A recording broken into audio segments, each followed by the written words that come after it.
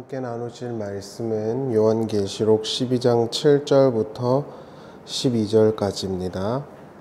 계시록 12장 7절부터 12절입니다. 제가 봉독하겠습니다. 하늘에 전쟁이 있으니 미가엘과 그의 사자들이 용과 더불어 싸울세. 용과 그의 사자들도 싸우나 이기지 못하여 다시 하늘에서 그들이 있을 곳을 얻지 못한지라.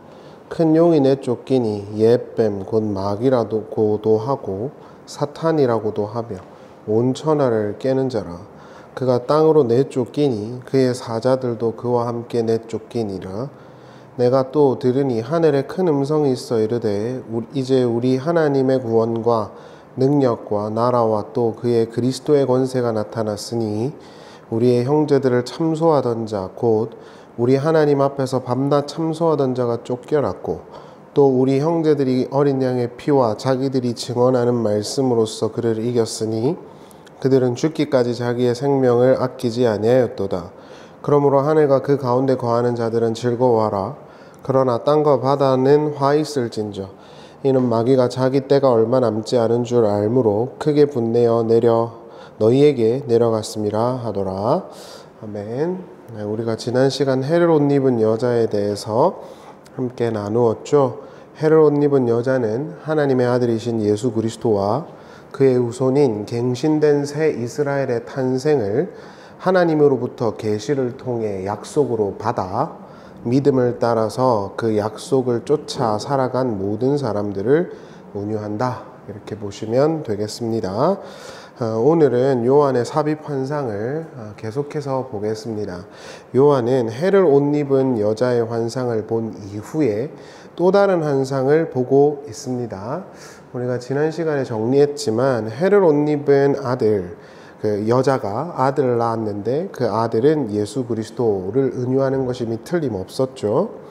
아들이 태어나고 그 아들이 다시 하나님 앞으로 올라간다는 플롯이나 또는 만국을 철장으로 다스리실 아들이다 라는 플롯이나 이런 것들을 다 고려해 보면 이 아들은 예수 그리스도심이 분명합니다.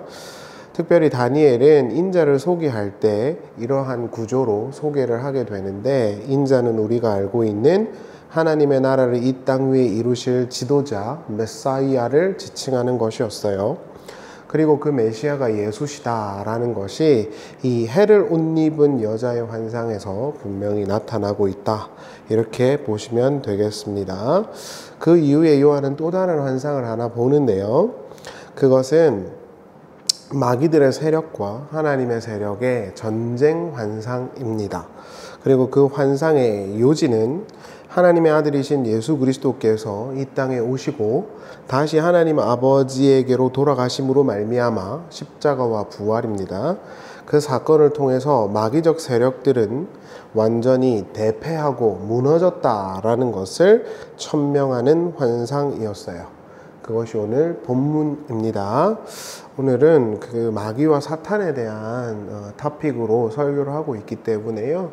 좀 집중력 있게 끝까지 잘 들으셔야 좋지 않을까 생각이 됩니다. 왜냐하면 이런 설교를 할 때마다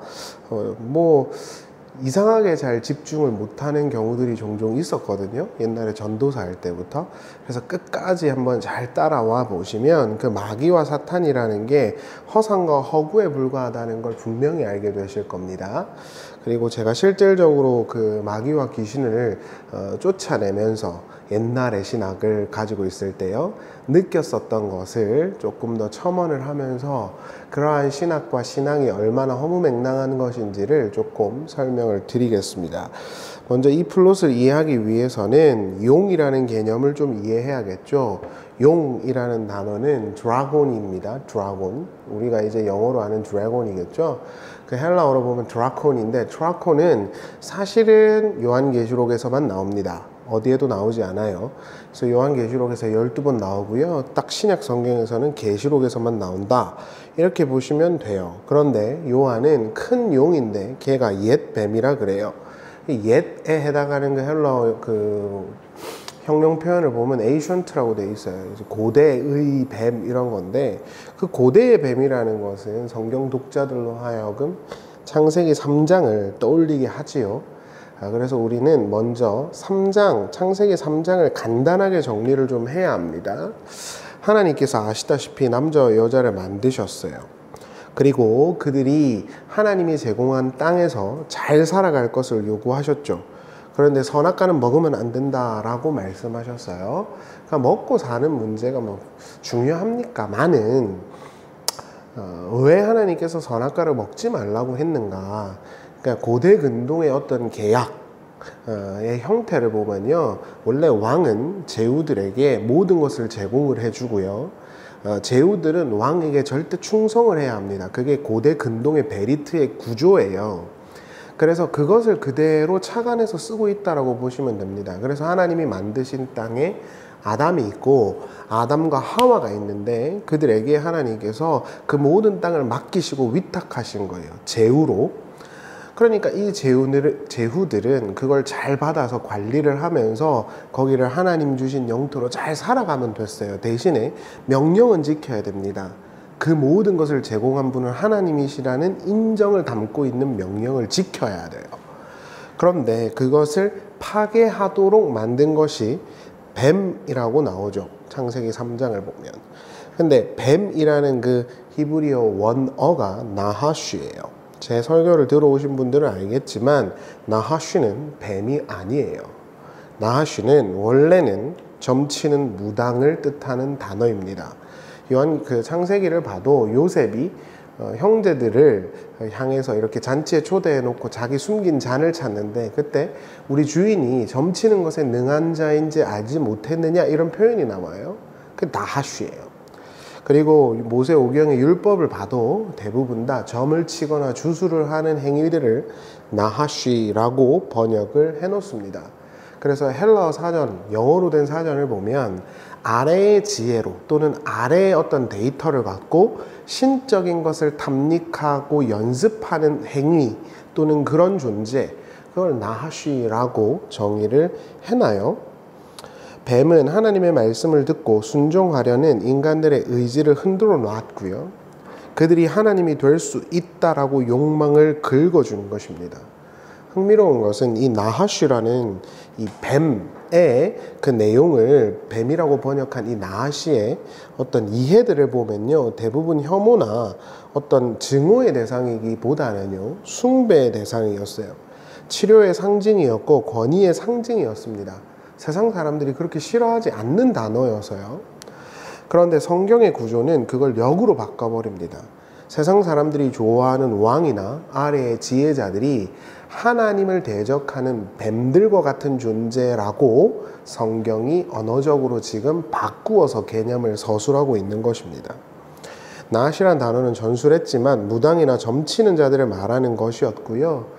그래서 하나님 아버지의 지혜로 살아가야 되는 백성들이 하나님의 지혜가 아니라 이 땅의 어떤 자료나 이 땅의 주술이나 이 땅의 어떤 것을 통해서 신처럼 행동하고자 하는 욕구를 나하쉬라는 단어가 설명하고 있는 것입니다. 정리를 하면 이 나하쉬라는 개념 자체는 원래 정확하게 말하면 하나님 아버지께 순종을 하고 하나님의 말씀대로 살아가야 되는 이 인간들이요, 하나님의 말씀을 배반하고 하나님의 뜻을 배반하도록 하는 어떤 존재로 서술이 되고 있죠. 그걸 성경이 불순종이라고 하는 것입니다. 그래서 불순종의 원흉이 옛 뱀 나하쉬였던 거예요. 그 일이 발단이 되어 모든 인간 세상에 저주가 임하게 되었다는 것이 성경의 선언이죠. 따라서 이 땅의 회복은 마귀가 일으킨 불순종을 역전시키는 것에서 시작이 되어야 했어요. 왜냐하면 나하시가 일으킨 거니까요. 그 불순종의 어떤 내용을요. 그래서 이 나하시를 처벌을 해줘야 되는 거예요. 이 나하시가 가르쳤던 너 하나님처럼 될 수 있다라는 교훈과 내용을 박살내줘야 다시 회복이 시작될 거 아닙니까? 그 옛날 하나님이 아담에게 허락하신 그 내용이 다시 회복될 수 있단 말이죠. 따라서 이 땅의 회복은 이 나하쉬가 일으킨 불순종을 역전시키는 것에서 시작이 되어야 해요. 하나님은 그 일을 위해서 타락한 여자에게 아들을 하나 허락할 것이라고 약속을 합니다. 그리고 그 아들은 마귀의 그 불순종을 파괴하고 순종의 나라를 다시 세울 것이라고 하나님이 천명하시죠. 그것이 그 유명한 창세기 3장 15절 원복음입니다. 신약 성경을 비롯한 모든 저자들, 그리고 성경신학자들, 신자들은 이렇게 하나님이 순종하는 아들로, 마귀를 박살내기로 작정된 아들로 주신 분이 예수 그리스도시라고 믿는 것에는 이견이 없습니다. 따라서 예수께서 이 땅에 임하심으로 모든 불순종의 원흉이라고 할 수 있는 마귀들이 그 힘과 세력을 잃어버렸다라는 선언과 구조가 도출되는 것이죠. 정리를 하면 하나님께서 주신 그 능력과 하나님의 그 땅과 영광을 누려야 하는 인간들이 나시라는 존재에 의해서 그것을 빼앗기게 되고 박탈당하게 돼요. 그리고 이 첫 창조는 타락하게 되고 몰락을 향해 가는 것입니다. 그런데 하나님은 사랑이시고 신실하시기 때문에 이 땅을 그대로 버려둘 수가 없는 거예요. 그래서 이 땅을 다시 하나님의 원래 창조의 영광을 위하여 돌려놔야 됩니다. 그렇게 되기 위해서 가장 먼저 시작해야 되는 건 뭐죠? 나하시, 뱀이라는 걸 박살내줘야 된다라는 거예요. 근데 이 뱀의 지혜는 뭐냐 하면, 야, 하나님만 제끼면 너가 하나님 될 수 있어 라는 게 뱀의 주장이었잖아요. 그래서 모두가 다 하나님처럼 되려고 하는 거거든요. 그게 범신론이잖아요. 그런데 그러한 뱀의 지혜를 박살내기 위해서 인간이 돼서 그 하나님께 철저하게 순종하는 지혜와 지식과 능력과 권세를 보여줘야 되는 대상이 역설적으로 필요한 겁니다. 그래서 이 순종하는 아들이 불순종의 나아시를 박살내줘야 그 아들을 보면서 아, 저게 진짜 사는 거구나 하면서 나올 집단들이 따라 나오게 된다는 게 성경의 주장인 거예요. 근데 그렇게 하나님의 뜻을 온전히 받아서 순종하는 이가 누구냐는 말이죠. 그게 바로 예수 그리스도다. 그래서 예수께서 이 땅에 오심으로 말미암아 하나님처럼 되려고 했던 불순종의 역사가 청산이 되기 시작했고, 다시 하나님께 순종하는 아들들이 이 땅 위에 예수를 따라서 쭈루루루루루 끌려서 나오게 됐다. 그걸 우리가 에클레지아, 교회라고 하는 것입니다. 그래서 교회는 순종하는 아들들인 거예요. 빛의 아들들이고, 바울이 에베소서 2장에서 그러잖아요. 지금도 불순종하는 아들들 가운데서 역사하는 영이 있다고. 근데 우리는 거기서 나왔다는 거 아닙니까? 그럼 우리는 순종하는 아들들이라는 거거든요. 이렇게 순종하는 거, 하나님께 순종하는 것이 곧 생명이고 하나님께 내 삶을 맡기는 것이 사는 거라는 걸 보여줄 첫 시작이 필요한 거예요. 그게 누구냐? 예수인 겁니다. 그래서 예수는 죽었다가 사신 거예요. 로마서 5장 17절을 보시죠.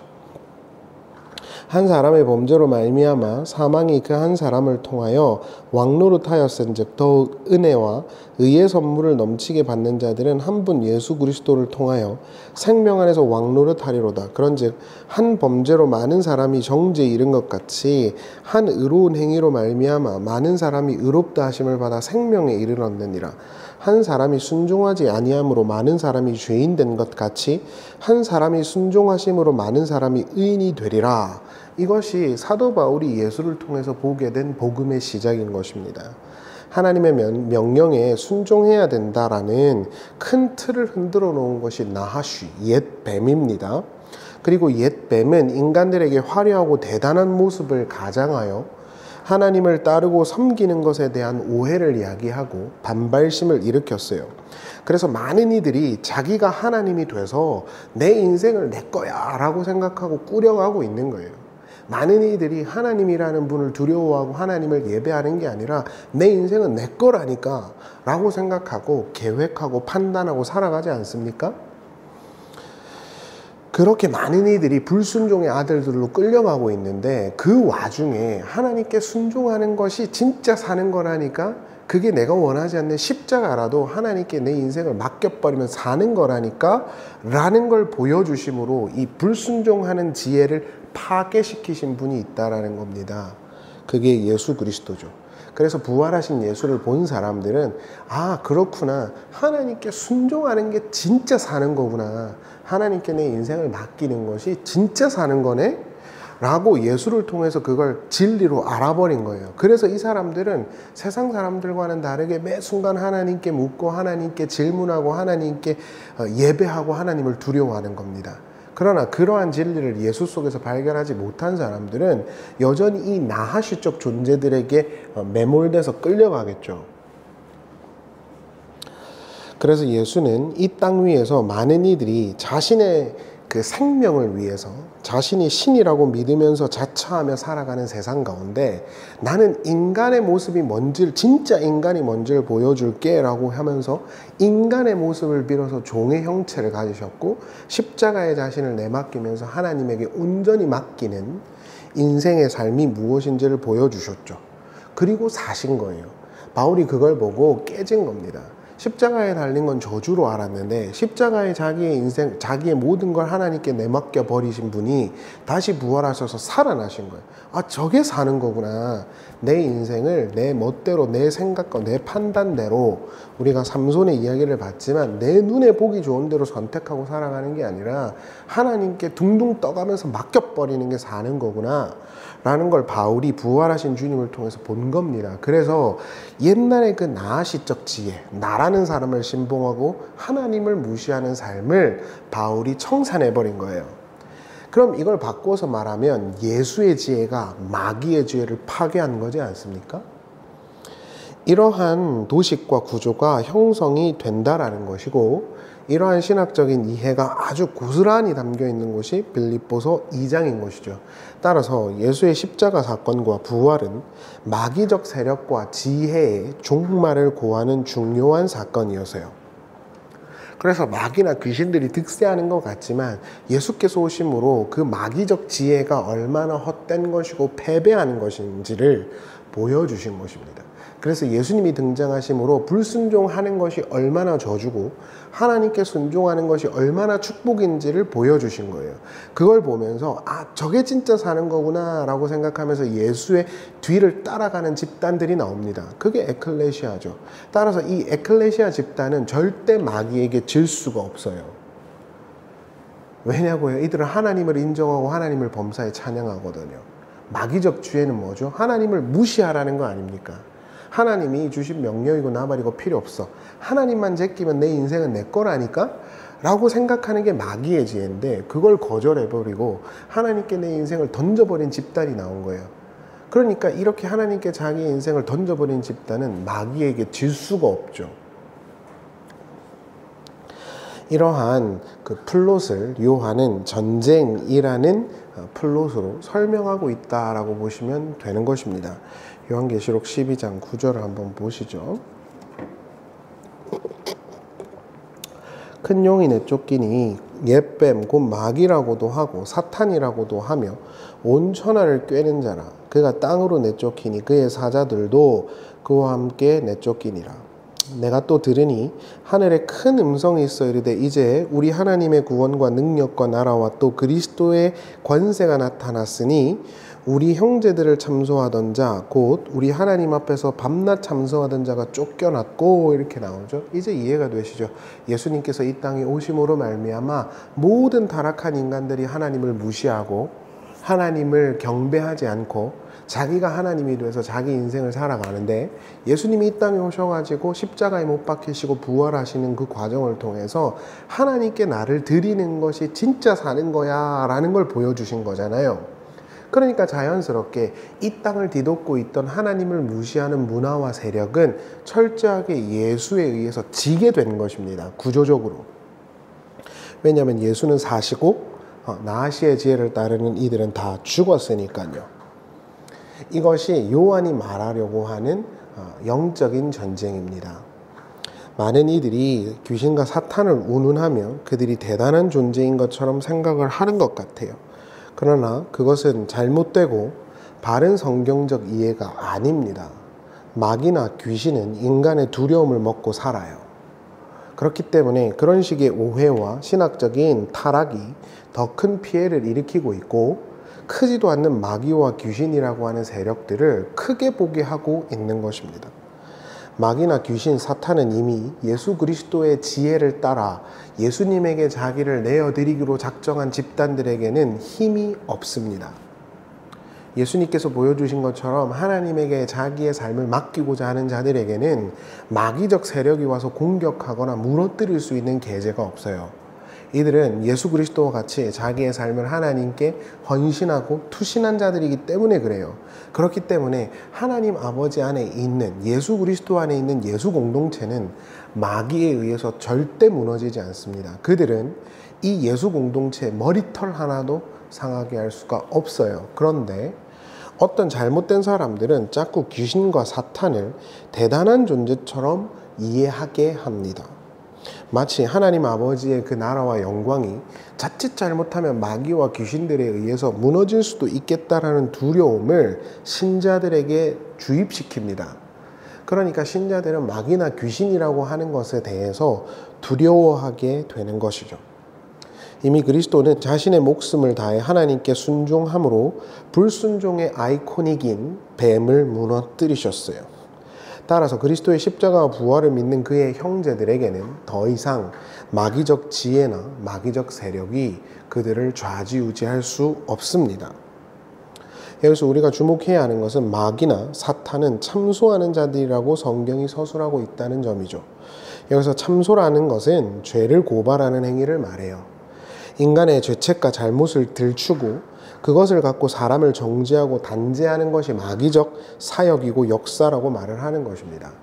여기서 참소하다에 상응하는 헬라어 동사의 용례들을 살펴보면 대부분 바리새인들과 그 서기관들이 예수를 고발하기 위해서 하려고 했던 내용에 등장을 합니다. 마가복음 3장 2절을 보시죠. 사람들이 예수를 고발하려 하여 안식일에 그 사람을 고치는가 주시하고 있거늘. 15장 3절입니다. 대제사장들이 여러 가지로 고발하는지라 빌라도가 또 물어 이르되 아무 대답도 없느냐 그들이 얼마나 많은 것으로 너를 고발하는가 보라 하되 이렇게 나오죠. 여기서 고발하다에 상응하는 단어들이 전부 다 참소하다라는 뜻입니다. 마귀들은 언제나 인간의 잘못을 지적하고 그것에 대한 죄책을 야기하죠. 그리고 거기서 끝입니다. 그러나 예수는 그들의 잘못을 용서하시고 용납하기 위한 유월절 어린 양으로 오셨습니다. 그렇기 때문에 이러한 플롯에서만 봐도 예수는 마귀를 이길 수밖에 없는 거예요. 마귀는 인간의 나약함을 고발하고 예수는 인간의 나약함을 덮어주기 때문이지요. 어떠한 논리로든지 간에 마귀나 귀신은 그리스도, 믿는 자들에게는 어떠한 영향력도 있을 수 없어요. 여러분들이 생각하시는 것처럼 대단히 힘이 센 존재들이 있는 게 아니라고요. 엑소시즘이나 또는 동양의 어떤 오리엔탈적인 귀신론들이 기독교와 결부되어서 마귀나 귀신의 능력을 뻥튀기 하고 있는 것입니다. 여담이지만 혹시라도 이 설교를 들으시는 분들 중에 마귀나 귀신이 꿈에 나타난다든지 아니면 우리 자식이나 가족을 괴롭힌다든지 하는 일로 고민을 하는 분들이 있다면 그들의 뿌리에 죄책감이 깊이 있게 자리하고 있을 것임이 틀림없습니다. 예전에 부흥회를 많이 다니고 그런 신학을 갖고 있을 때 소위 귀신이 들렸다는 분들과 만난 적이 몇 번 있었어요. 오랜 기간 무당을 하다가 신내림이 찾아왔다는 할머니도 있었고 동생이 귀신이 들려서 교회에 8시간씩 앉아서 기도하고 있다라는 분들도 있었어요. 그런 분들의 기본적인 특징이 있습니다. 제가 만난 분들의 대다수 주변에서 귀신 들렸다 하는 사람들의 특징들이 있어요. 그것은 그들의 과거의 실수와 잘못에 대한 과도한 죄책감을 그분들이 갖고 있었다는 거예요. 대부분 그렇습니다. 추적해보면. 나는 죄인이고 나는 부족한 자고 나는 아무것도 아니고 나는 큰 실수를 했다는 죄책감이 그 사람 심연에 아주 깊이 있게 자리 잡고 있는 경우가 굉장히 많았어요. 그런 분들에게 자꾸 그런 마귀나 귀신 타령하는 신학과 설교들에 노출되게 하시면 반드시 그 증상이 심해집니다. 절대 더 나아지지 않아요. 왜냐하면요. 예수님께서는 우리의 실수와 넘어짐과 우리의 범죄함을 용납하셨거든요. 그런데 자꾸 마귀나 귀신이라고 하는 세력들에 대해서 엄청 많이 강조하고 그런 것들이 막 진짜 대단한 힘이 있는 것처럼 강조하는 교회들에 가면 그런 걸 계속 듣게 돼요. 그리고 자꾸 자기의 죄책감과 그걸 결부시키죠. 그러다 보니까 이게 해결이 안 되는 겁니다. 그때 기도하고 그러는 순간에는 아주 속 시원하게 나오는데 또 나가면 죄책감과 실수와 패배의식이 그 사람을 사로잡아요. 그렇기 때문에 그런 분들은 대부분 건강하고 올바른 신학, 그리고 운동, 그리고 건강한 음식 먹게 하는 거 이런 게 훨씬 더 도움됩니다. 여기서 건강한 신학이라고 하는 건 예수님께서 우리의 죄를 용납하셨다는 것이 복음이라는 것을 상기시키는 것입니다. 실제로 엑소시즘이나 동양의 오리엔탈적인 것처럼 귀신들이나 마귀들이 있는 것이 아니라 그 죄책감과 패배의식이 여러분들을 속이고 있는 것입니다. 예수님께서는 이렇게 말씀합니다. 누구나 실수할 수 있다. 누구나 넘어질 수 있다. 그러나 내가 너를 내 자녀로 용납하겠다. 너 잘못이 아니다. 너의 실수가 아니다. 그마저도 내가 너를 나의 백성으로 삼기 위한 발판으로 만들겠다. 나를 믿어라. 괜찮다. 예수님은 이렇게 말씀하세요. 그러나 마귀나 귀신은 끊임없이 이렇게 말하겠죠. 너는 죄인이다. 너는 부족하다. 너는 넘어질 수밖에 없는 자다. 그러니까 그러한 어떤 죄책감과 죄의식이라고 하는 걸 마귀나 사탄아라고 상정하셔도 됩니다. 그러나 걱정하지 마시라고요. 인간은 누구나 실수하고 넘어집니다. 그럼에도 불구하고 예수님께서 그런 인간을 용납하겠다라고 말씀하시는 게 십자가예요. 그래서 십자가의 복음과 예수 그리스도의 그 사랑을 깨달아 버리면 마귀 귀신은 절대로 신자들 안에서 좌지우지할 수 없어요. 큰 세력도 아니고요.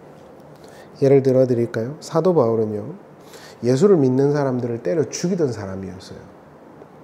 그런데 사도 바울이 교회 사역을 할 때 많은 사람들이 너 예수 믿던 사람 죽인 사람 아니냐라고 비난을 했지만 바울은 나는 그리스도의 사도라고 고백을 했죠. 그것이 바로 십자가의 복음의 능력인 거예요. 여러분들이 잘 아시는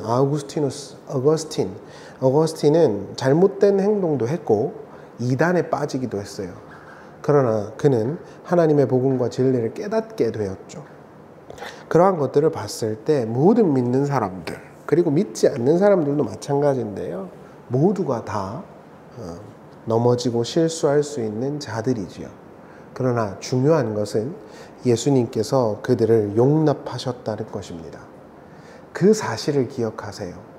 자꾸 내 잘못과 내 죄책과 내 패배의식과 그때 그러지 말걸이라는 생각을 하지 마시고 그것마저도 지나가야 했던 일이라고 생각하시고 그 모든 과정 속에서도 나를 놓지 않으시는 하나님이 계시다는 믿음을 갖고 일어서세요. 그러면 여러분들을 괴롭히던 그 마귀나 사탄이라고 하는 허무맹랑한 허상이 여러분들에게서 없어질 겁니다. 성경은 우리에게 계속해서 이것을 강조하고 있어요. 너희는 하나님의 아들 예수 그리스도의 용납하심과 용서하심으로 말미암아 죄의 용서를 받았고 하나님의 백성이 되었다. 그러니 더 이상 너를 짓누르고 있는 죄나 어떤 넘어짐이나 쓰러짐 따위들에 의해서 좌지우지되지 마라. 살아가라.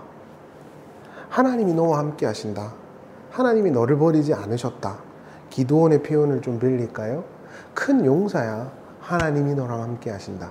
모세의 표현을 좀 빌릴까요? 모세야, 너는 떨기나무 같지만 내가 너를 버리지 않았다. 그때 그 예수 그리스도의 용납해 주심과 사랑과 은혜를 깨달아 알아. 그걸 내 마음속에 간직하게 되면 이 세상에 그 어떤 마귀 할아버지가 와도 우리를 괴롭힐 수 없단 말입니다. 그것이 요한계시록 12장 11절의 이야기 아닙니까? 한번 보실까요? 또 우리 형제들이 어린 양의 피와 자기들이 증언하는 말씀으로써 그를 이겼으니 그들은 죽기까지 자기들의 생명을 아끼지 아니하였도다. 어린 양의 피와 하나님의 그 진리의 말씀으로 마귀 귀신 세력을 이겼다 그러잖아요. 그러니까 이게 영적인 전쟁입니다. 그러나 여러분 꼭 기억하실 것이 하나 있습니다. 덧붙여서 말씀드리는 건 헬러 이 성경을 필사를 해보면은요, 이게 부정과거 시제입니다. 대부분 다요. 부정과거 시제는 뭐라고요? 이미 일어난 일, 일어나기로 작정된 일입니다. 예수 그리스도께서 십자가에 죽으시고 부활하시고 승리하셨다라는 사실은 이미 팩트고 결정된 것입니다. 그러니까 마귀나 사탄이라고 하는 것이 절대로 우리들에게 큰 영향을 미칠 수 없다고요. 그걸 자꾸 작은 걸 갖다가 크게 해석하고 그걸 크게 보지 마시라고요. 이미 그들은 졌고 이미 우리는 어린 양의 보혈로 죄 용서를 받았기 때문에 이긴 것입니다. 자, 지금 그렇다면 우리의 삶에 일어나고 있는 그런 현상들을 어떻게 해결할 것이냐? 다시 한 번 더 복음주의자들의 설명을 빌려서 설명을 드리죠. 1944년에 세계 2차 대전의 승리는 연합군으로 완전히 왔습니다. 노르망디 상륙작전 때문이었죠. 그러나 남은 잔당들을 처리하고 청소하는 데 대략 1년 정도의 시간이 걸렸어요. 그래서 세계 2차 대전은 1945년에 끝난 것입니다. 여러분, 이걸 꼭 기억하십시오. 하나님의 아들이신 예수 그리스도께서 이 땅에 오심으로 불순종하는 마귀의 지혜를 박살냈습니다. 또한 인간을 죄책감으로 올가매도록 하는 그 죄의식과 고발로도 예수의 십자가의 피로 박살냈습니다. 이미 그들의 세력은 끝났습니다. 예수님이 이 땅에 오심으로. 그럼 지금 나머지 이 땅은 뭔가요? 그 남은 얼마간의 기간 동안 이 잔당의 세력들이 정리되고 청소되고 있는 것입니다. 그러니까 우리는 마치 대치하고 있는 것처럼 불안에 떨 게 아니라 그걸 정복하고 그 위를 밟고 디디고 가야 되는 거예요. 나를 사로잡고 있는 과거의 실패나 실수나 넘어짐 따위들에 의해서 좌지우지 되지 말고 그것도 하나님께서 허락하신 거고 내가 지나가야 되는 거였어. 아무것도 아니야. 그러고 가셔야 돼요. 새 생명을 살아야 된다고요. 이미 우리는 이기기로 작정됐고 하나님의 자녀가 되기로 작정돼 있단 말입니다. 그게 요한이 지금 말하려고 하는 내용의 요지인 것입니다. 말씀을 마치겠습니다. 우리를 향해 있는 많은 문제들과 저주들은 우리를 무너뜨릴 수 있는 대단한 마귀적 세력이 아닙니다. 하나님의 아들 예수에 의해서 이미 그것들은 큰 힘을 잃었고 대패한 것입니다. 그리고 쫓겨나고 숨겨진 잔당에 불과한 거예요. 그러니까 과도한 의미를 부여하지 마세요. 귀신들은 허상에 불과하고 마귀들도 허상에 불과합니다. 제가 그 학원에서 저희 고등학교 1학년 친구 중에 되게 독특한 친구가 한 명 있어요. 근데 그 친구가 저한테 와가지고 뭐 선생님 에나벨이라는 인형이 박물관에서 탈출을 했어요. 이제 무서워요. 선생님은 목사님이니까 그런 거 안 무섭겠죠? 그래서 제가 우스갯소리로 너 뒤에 있다 보인다 이랬더니 애가 막 엄청 막 놀라더라고요. 그러니까 아무것도 아닌 거라고요. 문제는 하나님이 우리를 용서하셨고 용납하셨다는 것을 아는 게 중요한 거예요. 자꾸 그걸 까먹고 나라는 사람에게 포커스온 돼 있다 보니까 내 과거의 실수나 넘어짐이 나의 발목을 붙잡고 있는 것입니다. 끊어내세요. 예수님이 우리를 용납하시고 여러분들을 자유케 하셨습니다. 예수님이 우리를 하나님의 사도로 삼으셨다고요. 사도 바울이 그토록 이렇게 꼬리표처럼 따라다녔던 거, 너는 예수 믿는 사람 죽인 사람, 너는 살인자. 그때 사도 바울이 뭐라 그럽니까? 하나님께서 나를 어머니의 태중에 있을 때부터 선택하셨다. 나는 그리스도의 사도다. 그 프라이드를 가지면 마귀 새끼들이 올레올 수가 없다고요. 아무것도 아닌 겁니다. 지금도 많은 이상한 사람들은 귀신이나 마귀들이 마치 여러분들을 괴롭힐 수 있는 어떤 존재인 것처럼 여러분들의 각인을 시키는데, 제가 주일날에 설교했죠. 조심하세요. 그런 사람들이 여러분들의 두려움을 좀먹고 있는 마귀나 귀신의 종일 수 있어요. 건강한 신학을 공부하고 산책을 하고 책을 보세요. 그리고 하나님을 묵상하고 그 크신 능력을 의지하여 우리를 자유케 하시고 하나님의 자녀로 삼아주신 예수 그리스도를 묵상하고 붙드세요. 그러면 여러분들을 붙잡고 있었던, 우리를 붙잡고 있었던 그 많은 실수와 과거의 일들과 우리의 문제들은 아무것도 아니게 될 것입니다. 그리고 그렇게 우리는 승리하도록 이미 작정된 자들입니다. 그래서 요한은 하늘의 전쟁이 있었는데 이미 그들이 대패하고 땅으로 내려갔다라고 말하는 거예요. 그럼 지금 이 시간은 뭡니까? 마귀들이 얼마 남지 않았기 때문에 날뛰는 시간이에요. 그러나 걱정하실 필요 없다고요. 그들은 이미 졌다고요. 예수께서 우리를 용서하시고 순종의 아들들로 만들어내셨기 때문에 마귀들의 지혜와 죄책과 고발에서 우리는 자유합니다. 실수할 수 있습니다. 저도 실수한 게 많고 부끄러운 게 많아요. 박영석 목사님께서 자기가 실수를 한 70번, 80번은 해야 겸손이 나온다 그러더라고요. 그 말에 아주 동의합니다. 완벽한 사람이 어디 있습니까? 괜찮습니다. 예수님께서 우리를 그럼에도 불구하고 하나님의 자녀로 만들어가기로 하셨고 예수님은 우리에게 지지 않으실 겁니다. 제가 지난주에 말씀드렸지만 오늘도 우리 고양이랑 사투를 벌였어요. 물을 먹으려. 제가 늘 하는 마음속으로 생각합니다. 너무 힘들지? 그래도 먹어야 살아. 그리고 빨리 하자. 그리고 먹고 넘어갑니다. 여러분, 우리를 붙잡고 있는 건 사실 아무것도 아닙니다. 예수님께서 우리를 자유케 하셨고 예수님께서 우리를 구원하셨다는 것, 그리고 불순종하는 그 아들들 가운데서 우리를 순종하는 아들로 삼아주셨다는 것. 그래서 우리의 초점은 과거에 내가 어떤 실수를 했는가, 지금 내가 얼마나 문제가 있는가가 아니라 내가 하나님께 내 삶을 내어 맡겨드리고 있는가, 하나님이란 분이 나에게 어떤 일을 행하고자 하시는가, 이거에 몰두를 하시다 보면 자연스럽게 내가 너무 크게 봤던 마귀나 귀신 세력이라고 불리는 게 허상에 불과하다는 걸 반드시 알게 되실 것입니다. 그러니까 너무 마귀 귀신 많이 운운하고요, 그런 것들에 대해서 이야기하고 모든 걸 그렇게 결부시키는 사람들이 있어요. 한국 교회에 그런 사람들이 되게 많거든요. 지금 제발 그런 사람들을 조심하세요. 그리고 하나님의 은혜와 영광, 하나님의 주권을 말하는, 하나님을 묵상할 것을 요청하는 설교와 책들을 보시고 여유를 갖고 하나님께 기도하면서 건강한 신학과 신앙을 공부하세요. 그러면 반드시 우리를 지금 사로잡고 있는 것과 같은 그런 악령과 허상들에게서 자유롭게 될 것입니다. 기억하십시오. 예수 그리스도를 믿고 예수 안에 있는 자는 그 어떤 세력과 그 어떤 문제와 그 어떤 것도 하나님 안에 있는 우리를 끊어낼 수 없습니다. 우리는 이미 이기기로 작정돼 있으니까요. 기도하시겠습니다. 하나님, 우리를 죄에서 자유케 하신 십자가의 사건, 그리고 예수님께서 부활하신 그 사건을 기억합니다. 예수님께서 우리를 화목제물로, 우리에 대한 화목제물이 되셔서 하나님과 영광을 맺어갈 수 있게 해주셨다는 것을 기억하게 해주시고, 우리를 사로잡고 있는 많은 어려움과 죄책감과 문제들로부터 우리가 자유케 되게 해주시기를 바랍니다.